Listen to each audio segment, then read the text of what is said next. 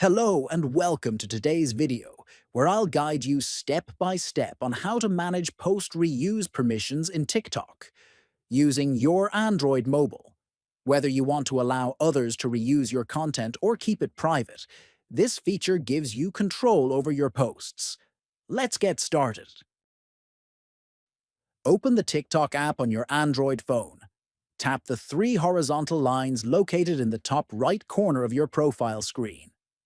From the menu that appears, tap on Settings and Privacy. Scroll down and tap on Activity Center. Now, choose Manage Post Reuse Permission. Then, select the specific post you want to manage. Then, click on Next. Next, choose between Allow and Don't Allow, based on your preference. Finally, tap Update to save your changes. That's it. Now you know how to control who can reuse your TikTok posts. If this video helped you, feel free to subscribe and explore more useful TikTok tips on this channel.